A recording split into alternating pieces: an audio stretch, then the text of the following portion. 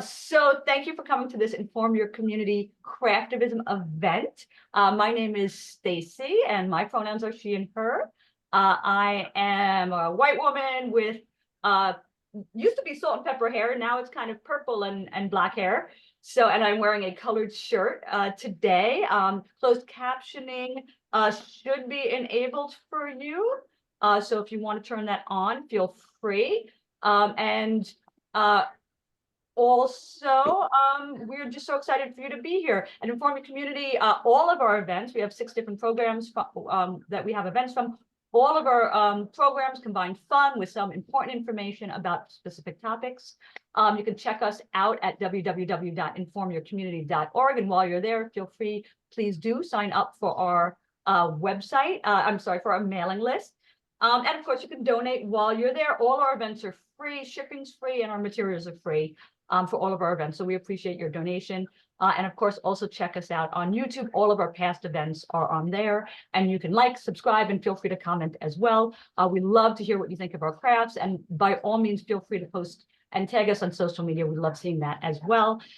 So this event is part of our Craftivism program. So this is an adult crafting program, and we teach different art techniques at a very basic level while you learn about a topic. So today we're going to be talking about Indigenous people, specifically focused on the United States.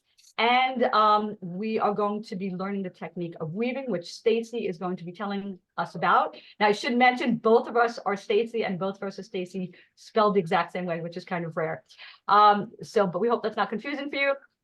In any case, understanding about Indigenous populations is very important. In the United States, for example, only 2% of the US population is Native American, 6.79 million, give or take. And yet 25% of that population lives below the poverty line. You might also not know that there's 175 Native American languages that are spoken, but they're used in the United States, but there used to be 300. And so we really want to help educate about this population. We are glad that you are here to join us. And of course, we are so happy to have Mike today to help us out with our chat. So if you need to message him, his name is Tech on the chat, so feel free to message him. And also throughout the craft, if you want to say anything, feel free to unmute yourself. You can write something in the chat, you can raise your hand. Let us know what your questions are as we go along. We're happy to hear them and talk about them. Of course, we love to see your work and your progress as you go along and your finished product at the end. So without further ado, I know we're all excited to get started. I'd like to introduce our crafter, Stacy, who, like I said, like me, we spell the name the same way. And she's going to help us with our craft today. So Stacy, can you tell us why we are doing this particular technique? Yes, absolutely. First, I just want to say hello, everyone, as well, and introduce myself. Yes, my name is Stacy. I am so happy to be here. My pronouns are she and her. I am a white woman with curly brown hair. I am wearing a green shirt, and my background today is gray. So when I was looking for projects to do for this Craftivism event, there were way too many dream catchers, I found, which are often associated with Native Americans. So instead, we're going to be weaving, as Stacy mentioned, and weaving is often associated with Indigenous populations. For example, there's a Navajo legend about weaving, and also woven baskets are historically relied on for many practical activities in daily life. So this is why I chose this technique for our event today. So all of our crafters today, whether you have our kit or don't have our kit, are going to need a pair of scissors. So if you can get, let's say scissors, a pencil, and a ruler if you have, but if you do not have a ruler handy, you can, if you can grab a plain piece of copy or printer paper, because we can use that as our guide. And if you also don't have our kit, if you can grab a paper plate, so just a standard paper plate that you have handy. What else? In place of yarn, if you do have some yarn, grab some yarn that you have any size, just to get the weaving technique. If you don't have any yarn handy, you can use shoelaces or even thread, again, just to get the weaving technique. And you can always come back later, watch the video that you're gonna get by email, or you can find it on YouTube. And you can, when you have all of the items, or if you get the kit after the fact, you can always come back to it. You can also grab a bowl or something round. That's if your plate doesn't have, as you can see, like a center in there. But if your plate doesn't, grab something round that you can trace along inside there, because that's going to be your guide for an inner circle that you need. So a bowl or something round, maybe even the lid to a bowl would work. And some beads. So if you have some wooden beads or pony beads, which are the colorful beads, something that has a nice large hole that would, if you do have thicker yarn, or if you have smaller thread for today, something that the thread is going to go through, or your shoelace. Also fabric ribbon. If you do have fabric ribbon, this is an added thing that later on you can add on. But fabric ribbon or some kind of earth-friendly or environmentally sound ribbon to go with our Native American theme. So those are some items if you do not have our kit. And if you do have our kit, you will see that you got 2 paper plates. So 2 paper plates. One is going to be for the craft, and the other you can use to put your items on as so that they're out and we're working with them. And I will do that now. If you'd like to do that as well, you have doilies. So we can take our doilies out and our fabric ribbon, some beading, and a let's see, have some beads and a wooden dowel, which is going to help us put the yarn through the beads. And this looks like paper, but it's not paper. So this is actually double-sided tape. So it's going to come in handy at the very end. So we're going to use that. And then these are going to be, these are stickers also, if you can, here. Yeah. These are stickers for the doilies. So again, at the end. So we'll keep those in the bag so we don't lose those. And last but not least, our yarn. And now when you take your yarn out of the bag, you'll want to start working pull it long so that there's no knots in it, so you can weave freely with it. So if it came to you with a knot, undo the knot and just like untangle most of it so that we can begin working. And let's see, I think that's everything in our kit. So while our crafters are gathering materials, let's, I guess Stacey and I were going to go through some facts about Indigenous people. Tech, this is Stacey, you're muted. I just want to say that we did have something in the chat, people asking, how can they watch this video afterwards? Will they be able to watch it? And we've asked them to subscribe to YouTube. We have a YouTube channel. You go to YouTube, look for Inform Your Community, find not just this video, which will appear in the future, but all other fun and informative videos there. But also, you might be watching this on YouTube now, and if you are, all we ask is you like and subscribe so other people can find us as well. I'm sorry to interrupt Stacey and Stacey. Thank you so much, Mike. Thanks a lot. So this is great. Always good to plug our YouTube, so we never get upset about that. So I want to tell you some basic terms related to Indigenous people that you may or may not have heard before. And I'm just going to go right into them. So nation is a term that we don't know. We kind of associate with the United States, like the United States is a nation, but then we hear it associated with like Native American tribes, and sometimes we don't know kind of why. And actually, the idea of nation refers to a tribe that's organized under the Indian Reorganization Act. I believe it's 1934, that officially designated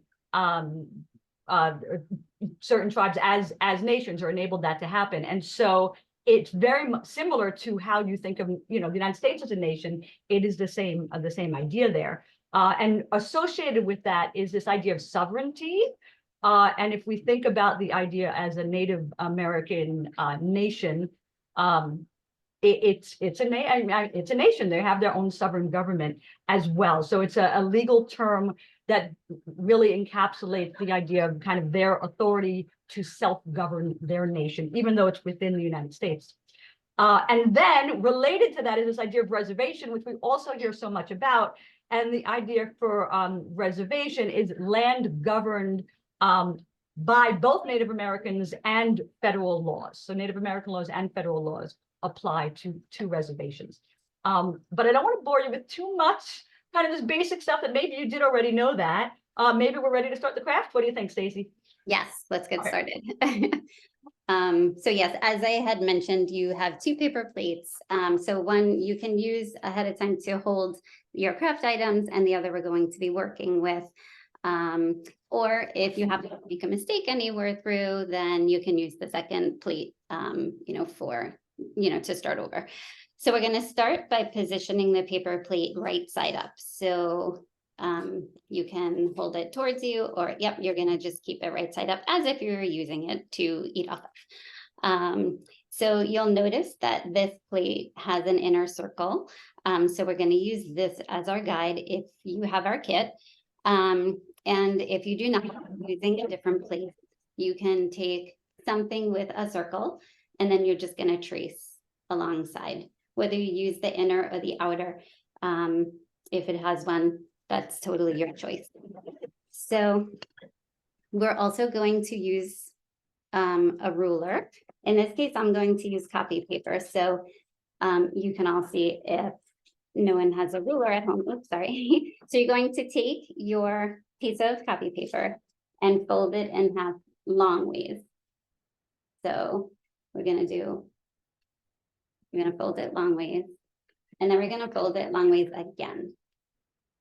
So we're essentially making a ruler for ourselves, and we're going to use the long end, and even this end is about 2 inches. I'm having a hard time finding my, okay, there. There we go. Yes, we're about 2 inches long here, and we're going to use that as our guide. All right, so you're going to, using the paper plate, measure the inside of the plate. So we folded our, hold on, I'm trying to find my freehand. Yeah, so is this where we draw our circle, or is this where we put our dots? Yeah, we're going to start by doing the dots, actually. So first, what we're going to do, though, is make one line. So we're going to basically just do from our, this inside circle is going to be our guide, and we're going to make a first marking. So really, I just want to make one line. What we're going to do is use our ruler as a guide just to make a straight line here. And we're going to go from our inner circle and just make a line up to the, almost like to the outer part of edge of the plate, if you can see. So one line there. And then what we're going to do is go around the whole diameter of the plate and use this as our ruler. And we're going to just make little dots on the inside here. And then we're going to just keep making markings around. And when we're doing this, we want to make sure that we end with an odd number of lines. So we're just going to continue to go around and the whole diameter of the circle and make markings. So as we're working on this and we're going around and making our 2-inch markings, I do want to tell everyone some notable Native Americans. So America's first prima ballerina was Maria Tallchief. And another more recent artist you may recognize is John Trudell. He was a poet, an author, an actor, musician, and political activist. There's actually some songs that he wrote. So if you look them up, you might find them very interesting to listen to. And there's also a woman named Deb Haaland. She is currently the United States Secretary of the Interior. I believe she was put into office, I think in 2018. Do you have any names to add, Stacey? I think you might be muted. I'm good now. My cat was meowing before, so I was trying to mute myself so you folks couldn't hear the cat, but I may keep myself unmuted. So if you hear a cat, I apologize. So yes, and if Robbie or Mike, you want to let us know when that was that Deb Haaland became the United States Secretary of Interior, that would be great. I can add a name. Charles Curtis was the first Native American elected to the Senate in 1906. And he also served as United States representative from Kansas for about 15 years before that. And then later, he served under Herbert Hoover as VP and ended that term in 1933. So that's one, ooh, right? That's a long time. Yeah. That's a long time in politics. We have the answer to your question. Deb Haaland was confirmed by the United States Senate on March 15th, 2021. Oh, 2021. Thank you. Good. See, that's why we have our fact checkers here too. So thank you, Mike. Go ahead. Oh, so what do you want to get back to our craft? Step 3? Yes. I think we're on. So now you should have all of your markings at least around the perimeter of the plate. So take your ruler, and what we're going to do is draw more lines, basically. If you choose to do this freehand, that's totally fine. If you want to make straight lines, you can, but what you can do is take your ruler and just go from the inner circle and draw another line here. Now, one caveat I do want to mention is if you joined or you saw from the beginning of the video, the edge of the plate, if you're not covering it, as you can see, I went up here. That's one reason we're using a pencil. You could always erase it if you choose to leave your plate more natural. So, or you may want to stop just before the edge. So for the first marking, we're going to put a 1 in there. So we know that that's our starter point. And then we're just going to go around and draw more lines and just use your ruler, or you can do it freehand and continue to make lines around the plate. And then we can go back and fill in the numbers. We're going to put numbers in consecutively. So one thing I do want to mention though is we want to always, for weaving purposes, end with odd numbers. So the weave doesn't quite work if our cuts here are going to have an even number. So always end in odd. And if you haven't and you need to start over, you have another plate. So and we use the pencil, so that will work. Pencil, you can erase and start over. Exactly. Now, while you all are doing that, and I have to admit, I'm going to try to follow along with you as we go along, but I just did mine without the ruler. So while the folks are trying with the ruler and working on that, I have some trivia for you, Stacey. So which state has the largest Native American population? What do you think? I'm not sure which one. Anybody want to put a guess in the chat? Anybody want to guess? I'll give you a couple of seconds. And actually, while we're at it, I'll also say so that's which state has the largest population, but then which state has the largest percent of Native Americans? So of that state's population, the largest percent. So 2 questions for you. So anybody want to guess? So we have 2 guesses in the chat. Luna guesses Alaska, and Amy says Oklahoma and or North Dakota. Okay, so I'll tell you. So one of those is right. But depending on which question you were answering. So the answer, so the answer to which has the largest amount of Native Americans is California, actually, with 800,000. But it is a very small percent of the California population. Obviously, California has such a huge population.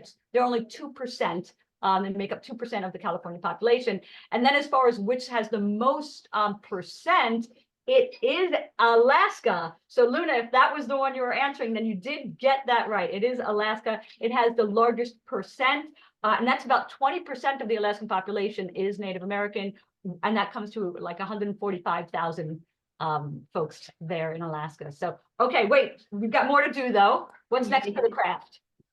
Thank you for guessing. Yeah, awesome. Thanks. So that I do know what's next. Okay.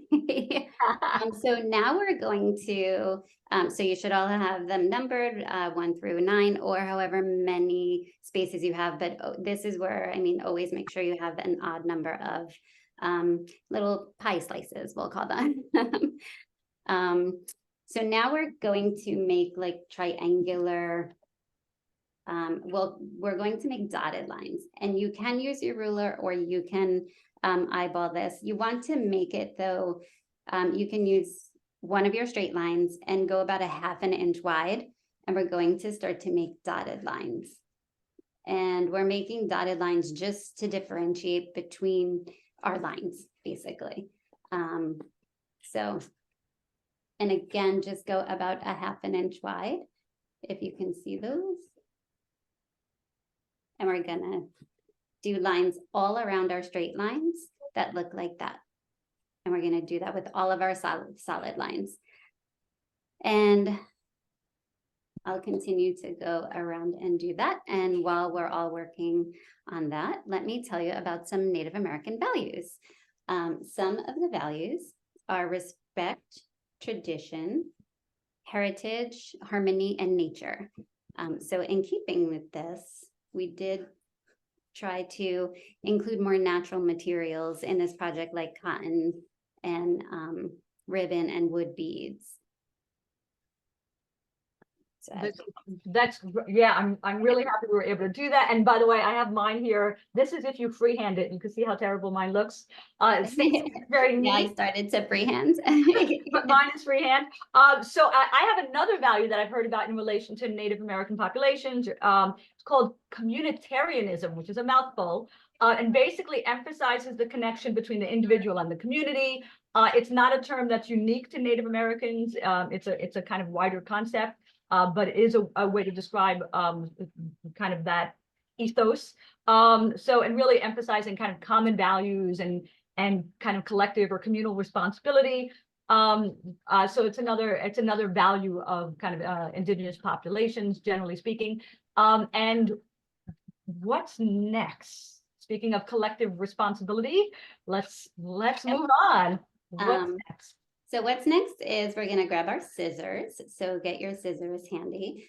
And what we need to do is cut out along those dashed lines that you've made. So you are going to end up cutting out 9 triangular pieces. So right along the dashed line, you're going to end right in that inner circle that we have. And you're going to cut out like 9 little triangular pieces, which we are not going to need, so feel free to discard these. So as we're cutting along each of those dotted lines, you're gonna do this all around, and once we're done, we're gonna fold up those and make like creases out of it. So I'm gonna show you with just one that I made. So again, the reason for the inner circle was because that's where we know where to stop. So we're going to make creases after we cut, and that's going to be one of our flaps that we're making. So we're going to go around and do all of cut out those triangles. And it's pretty forgiving, I have to say, because, you know, if it's not exact, it's not the biggest deal. I have to say, I did the dots on one side and then completely forgot to do the dots on the other one. So I'm just winging the other side of it. Okay. And I don't think you can tell that I. Yeah.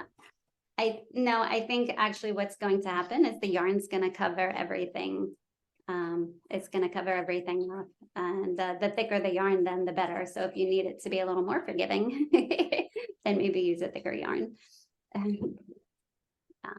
So let's see. We're still working on the base actually, and then folding up the flaps. Have you folded up all your flaps? No, how do we do? We just fold them like this, right? Well, you're just gonna fold them, and and make like a little bit of an indent in there. So go around. And so I realized too, Stacy, because this is my second time doing this, and the first time I totally winged it. So I'm actually following instructions this time. I realized that the other way you make it steep is by having a wider space. A wider space. Yeah, those pizza wedges are wider. Yep. Okay. Then it ends up being steeper too. So good to know. Good to know for next time. There's ways to actually play around and have fun with it and make different size bowls. You know, that would look great if you're using it for a party or to fill it with anything. The good thing is you can fill this with anything that's a dry material. So whether they're hair bands or wrapped candies, any food related items. So these are all discarded. Fantastic. And here's an example of one that was the one that's completed is my pizza wedges were not as wide, and this one they're much wider. Okay. So after we do this, the fun part is going to be next, but we're going to grab our yarn. So. And I want to know, can I tell you some history or should I wait? You can. This way it gives everyone a chance to do some cutting. Sure. Okay. Fantastic. So I'm going to tell you some history. And you're going to keep us on track for the craft. But I wanted to know if anybody has heard of the Navajo code talkers. So if you want to raise your hand and let us know if you've heard, you can either just put that raise your hand emoji up, or you can say yes in the chat. You can even unmute yourself and say, yes, I have. But the Navajo code talkers, does anybody, I see somebody nodding. James is nodding there for us. Hey, I see a thumbs up, right? Yep, perfect, thumbs up. Great, I think we've got some messages. Yep, Luna's heard of the Navajo code talkers. So, and feel free, you may be more experts in this than us. So if you folks know anything, feel free to put in the chat too. We love sharing information. And so these folks were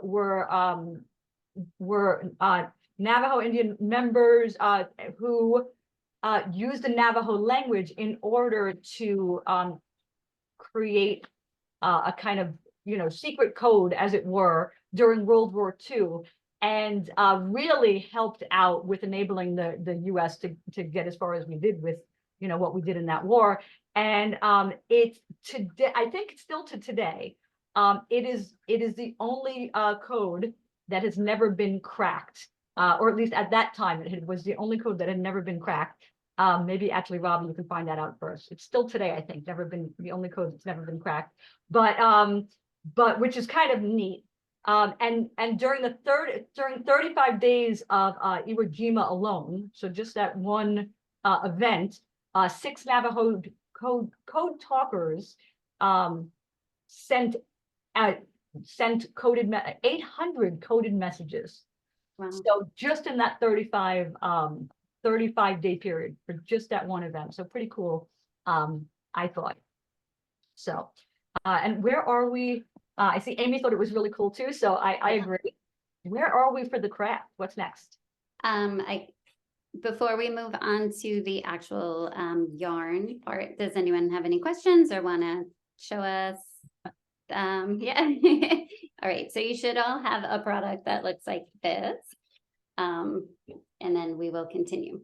So thank you for sharing that, Stacey. That's amazing. Facts. And I love Ruby put in the chat, so no smoke signals. And I think that's a really great point. Like, we are so stereotypically, we associate, Native American populations with smoke signals, and here they are, like, creating a code that we, still today hasn't been cracked. So, and Robbie said, indeed, it seems the Navajo code is the only spoken military code to never have been deciphered. So thank you for fact checking us on that. So yeah, so okay, great. Great, thank you. Okay, so you're going to now grab your yarn and your beads. So if you have beads that are multiple colors, feel free to alternate as you're putting them onto your yarn, because that's going to be where you start pushing them into like the basket as you're weaving it. So whether you're using pony beads or any kind of bead, you can take the end of the yarn and twist it and put it through. Some kind of dowel or something sharp comes in handy to help push your beads through the hole.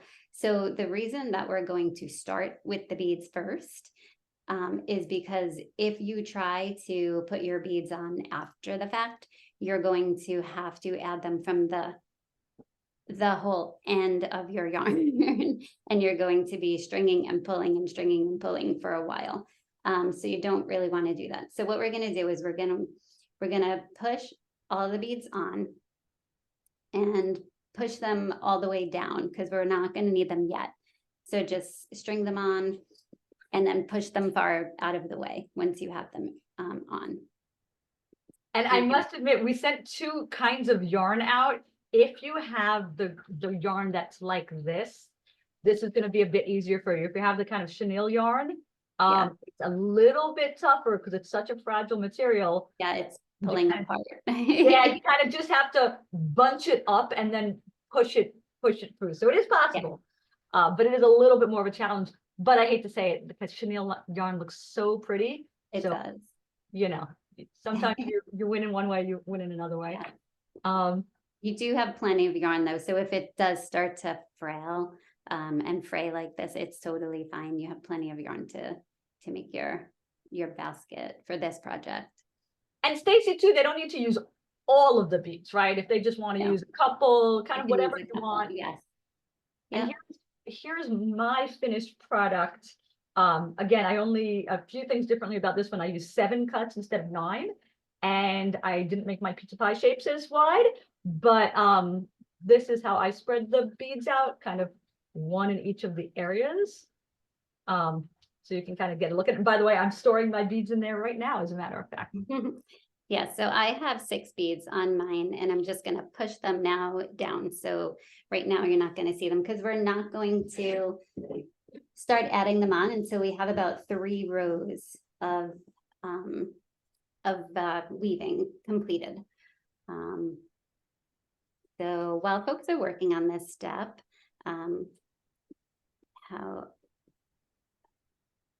so we already talked about some history. Yeah.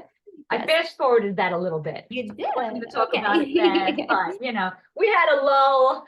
Yes. I figured I might as well. I think this is going to take folks some time, but Okay. I think we've got we're doing well on time, thankfully. Yes. Great. Because we were a little worried. The beginning part of this craft is a little bit time consuming, but I just love these beads. This is one of my favorite parts is beautiful big beads. I love those. So I think though I know I'm almost done with putting mine on. So if you want to shortly start with your next step, but if we are going too fast, by all means you can put in the chat or just raise your hand or unmute yourself and let us know, like, wait, slow down. But I think we're probably ready to go on to the next step if you want. Okay.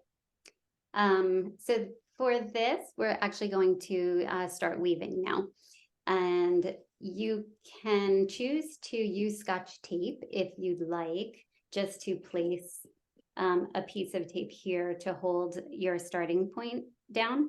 You don't need the tape though. You can actually just hold it for the first weave with your finger. So for purposes of this, and we're going to use our markings, you essentially can start anywhere, but I think it's best to always start on so that you know like the beginning of where you started, which may be helpful for you later on. We're going to start on number 2, kind of in between 1 and 2 here, because we're going to start to weave on the outside of flap number 2. So what I'm doing is I'm just holding my starter piece here on the inside. So we're going to start on the outside of flap 2, and then we're going to go on the inside of flap 3, and the outside of 4, and the inside of 5. Yeah, and we're just going to continue that around. Outside of 6 and the inside of 7. And we're just going to keep weaving around, in and out, all the way through. And we're back at number 2, and our starting point will just get covered up later on. And as we continue around, now we are going to catch the outside of 3. You can see that. Can everyone see? Yeah. So we're really just weaving in and out, in and out. And as you're going around, you may just have to push down a little bit as it starts to, as the yarn maybe starts to kind of creep upwards. And as you're weaving, just continue to push it down.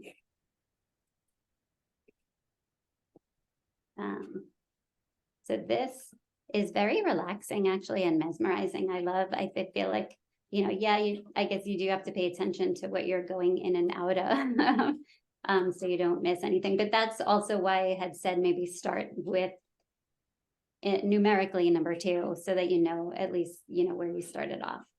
So once you have about 3 woven rows, that's when you can start to pull in one of your beads that's hanging out on the back end of your yarn and push one in where you want it to sit. It already looks so pretty. Yes. So it's helpful to have at least 3 rows just to support the bead, basically. And then at least so it's not so on the bottom, like when your dish does sit, when your bowl does sit on the wherever you have it sitting. So yep, I'm going to choose to put a bead here and push the rest out of the way and continue weaving. Can everyone see that? Oh, that's And great. I'm just weaving around. And if anybody wants to show us, so many people with cameras off, but if you want to show us how yours is coming along, we'd love to see it. I can tell you when I did mine, I kind of like doing every other bead on the opposite side of it, so that I don't end up with them being like stacked, kind of one higher than the next one, then the next one, then the next one. So I'm going to do my other bead. I've got one here, and I'm going to space my second one kind of far away from it. Yeah. And then what might have, if you end up pulling too tight, you might get like what's happening to me right now is all my flaps are kind of folding down, and then I just have to go around and fix them. So yeah, you don't want to pull too tight. And as you're weaving, another variation that you can do is you can choose to add different colors and incorporate other colors into your basket. So what you would do is stop about 2 folds away from where you want to add a color, and you would basically just cut your yarn and then tie in your next color. And then what you want to make sure you're doing is where that tie is, just make sure it's hidden on the inside of the bowl. So stopping 2 away gives you that room to make sure you have enough room to hide it, so it won't end up on the outside.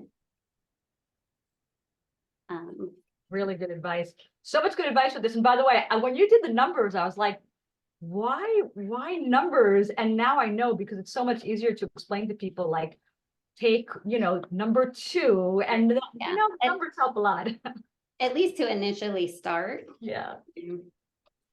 So that, you know, you kind of have a guide. Oh my gosh, this is coming out so much better than the one I did freehand. But Yeah. It looks awesome. This is And I great. want to share. Oh, I see a camera on over there. Love it. Hey, oh wait, I didn't Awesome. see. Let me see. Uh, oh Beautiful. yay! That's fantastic. Thank you, Amy, for sharing. Oh, it's looking great.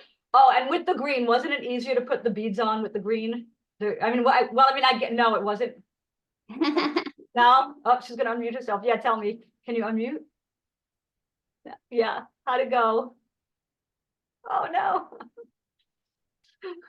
It was hard to string. It was okay. Okay. I have the chenille. Oh, you have the chenille. I forgot we did a So green I'm just chenille. getting started because the beads were very difficult. The beads are a challenge, but you will catch up, and it's starting to look great. Yes. I I'm forgot up we excited. had- fast. This is really fun. You I'm got it really glad. fast. I'm glad. I forgot we sent out a green chenille. That's why. Thank you. Thank you. for I'm already sharing. planning on sharing this with my daughter's Girl Scout troop. So thank you. Oh, Awesome. this is great. I'm Very so fun. glad. Oh, Yay. we'd love some pictures and some feedback Oh, on how they yeah. did. Yeah, Yeah, that would be great. That would be Oh great. my, oh my gosh, look at these, how great they're coming. How great. I know mine, I think it's coming out pretty cool. I see Stacy's, and thank you, Amy. That is fantastic. And I do have another piece of history for you folks. Shall I share that now, Stacy? Yes. Okay, so the more recently, because the other example I gave you of the Navajo code talkers, that was a while ago, right? But more recently, you may even remember this in the news, that the Standing Rock. Do you guys remember about Standing Rock? So the Standing Rock, the Sioux tribe, stood up against a project called the Dakota Access Pipeline, the APL. And actually started what's known as like the water protector movement.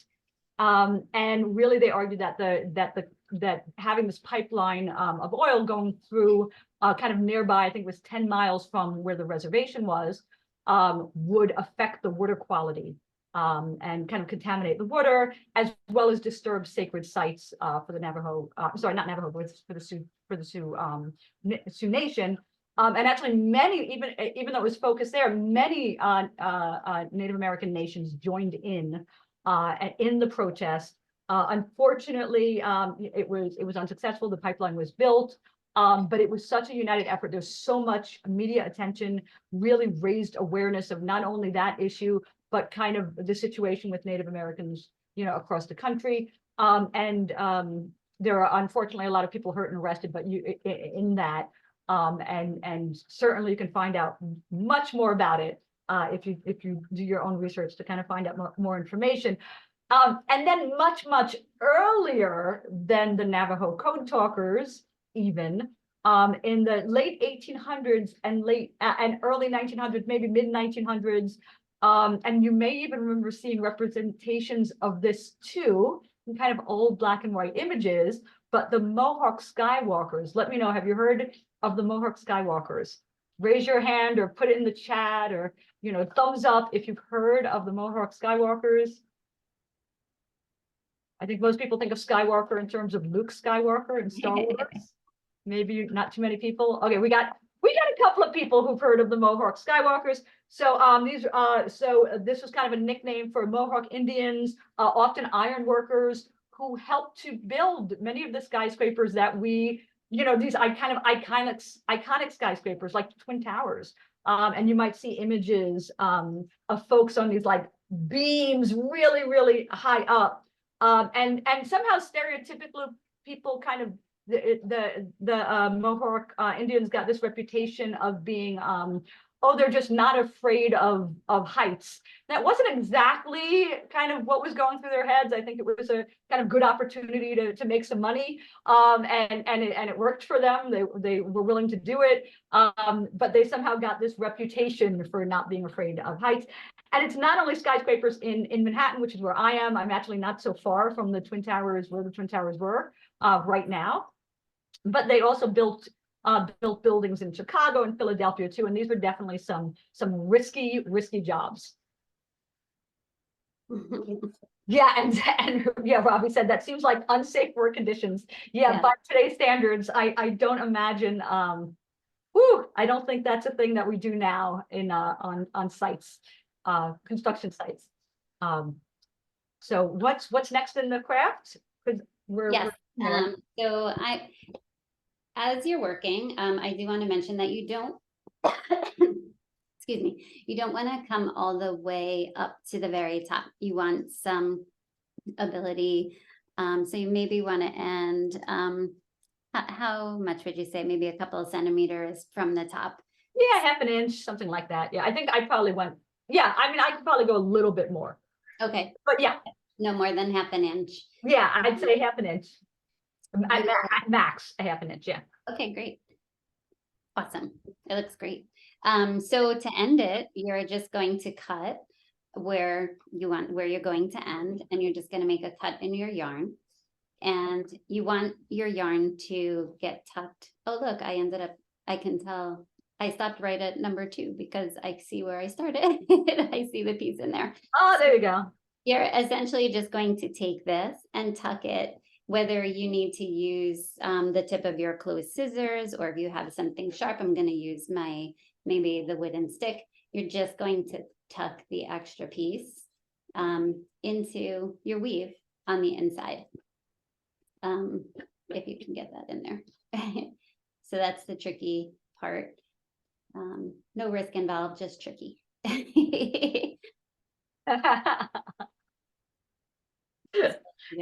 great.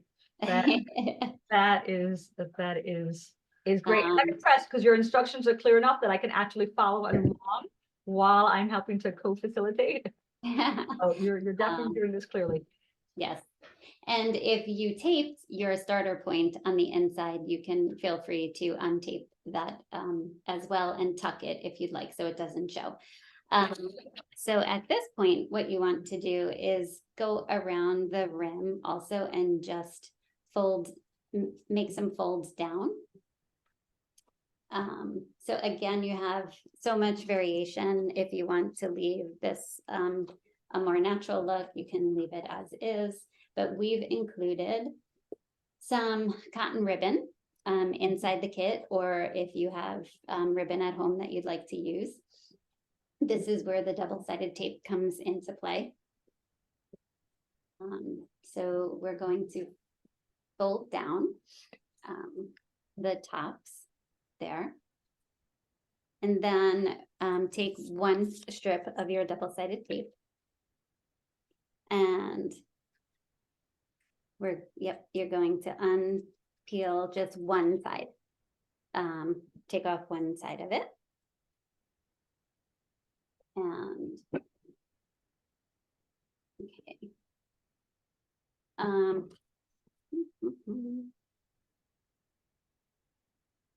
All right, so we're going to start by placing it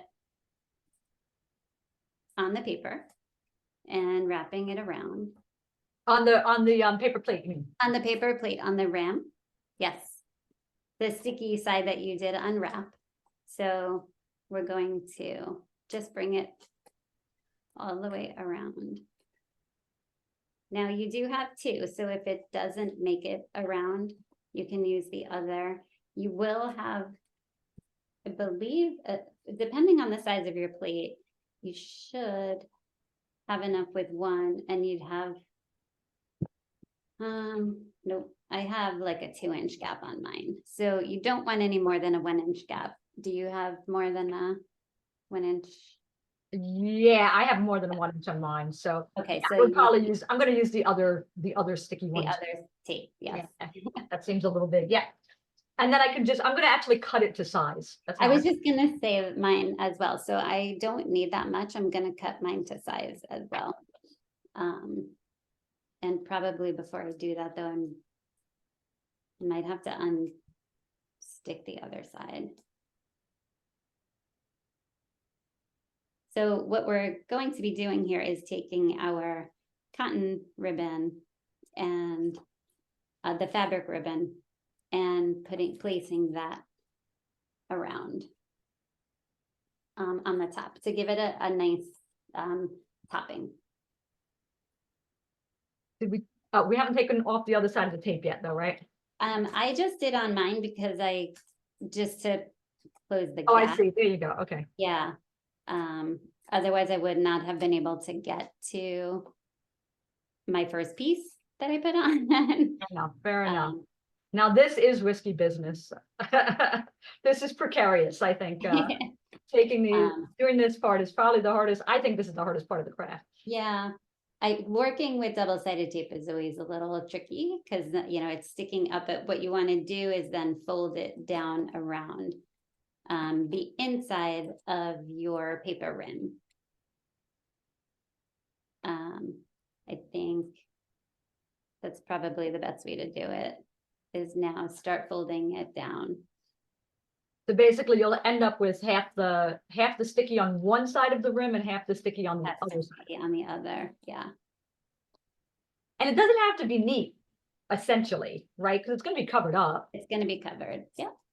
So don't worry if you get crinkles in it, which Right. I definitely have crinkles in mine.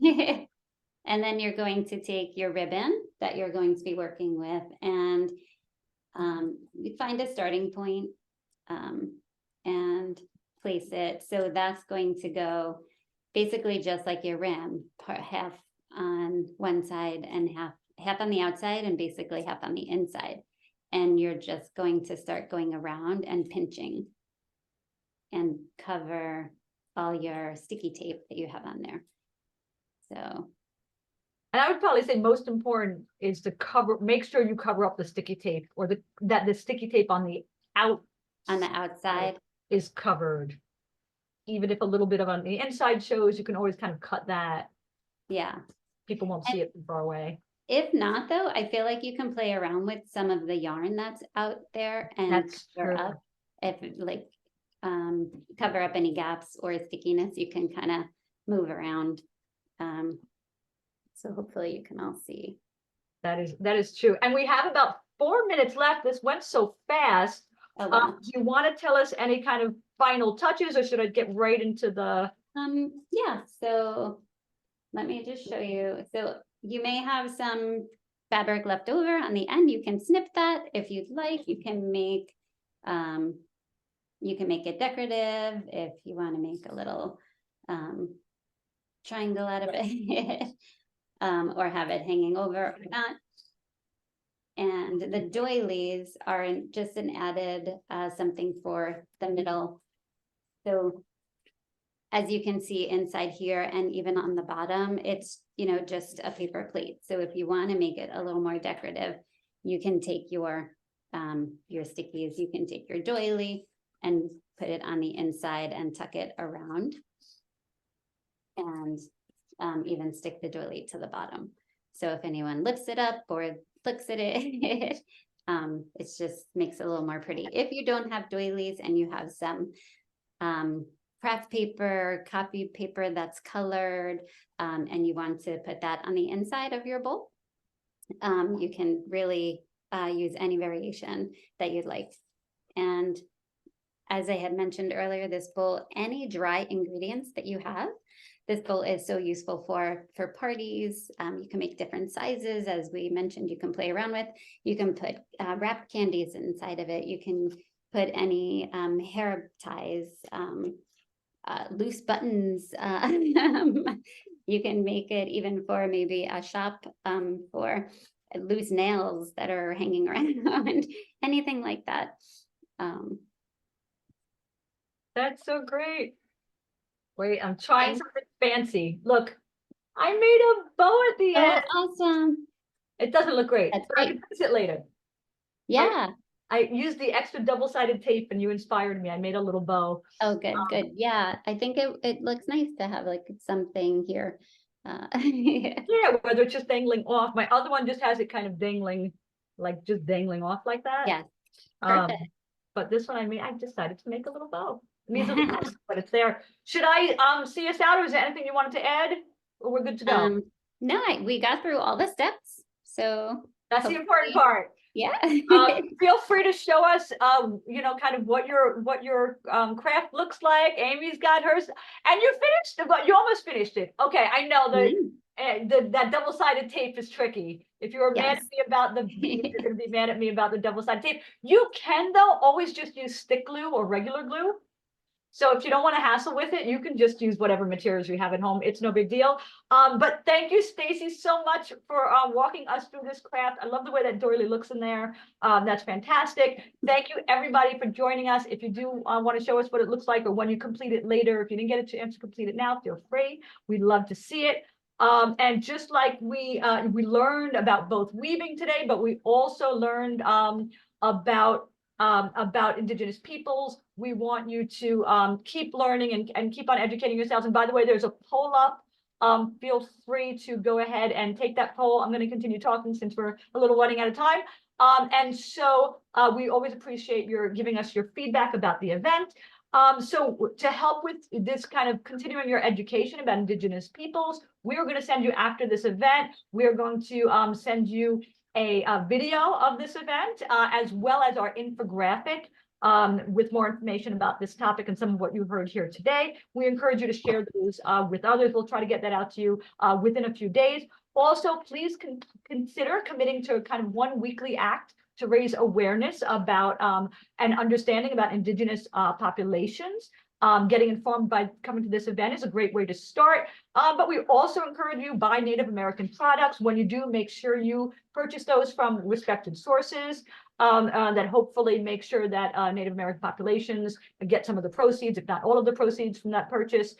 If you get the opportunity, visit a reservation or a powwow, take part in a powwow or Native American museum down by me. We have the National Museum of the American Indian, and I go there at least a couple of times a year. They have such fantastic events, and it's actually a free museum, so it's great to go take advantage of that.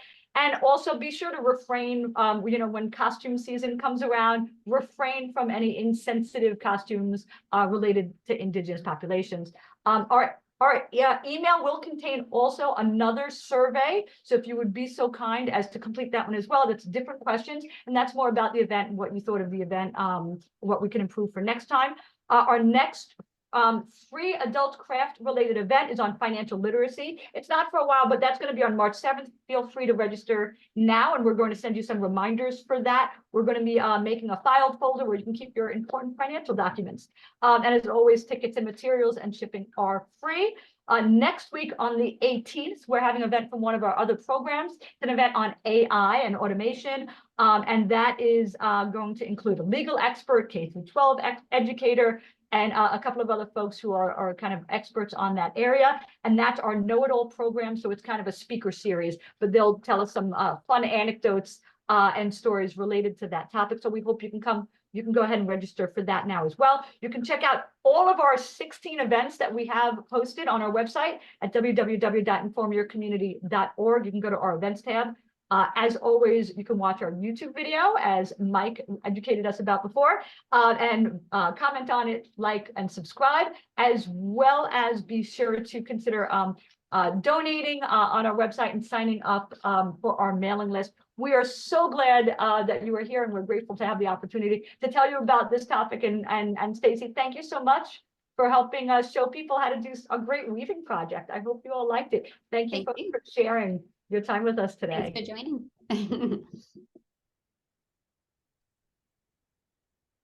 Oh, and Luna put in the chat that Choctaw powwows are fantastic. That's great. I love that. I've never been to a powwow, but I'm excited to hear that. That is great. Thank you so much, everybody. Ruby, thanks for the big heart. We love that. Thank you all for coming. We look forward to seeing you at future events. Thanks, Amy, for letting us show your work.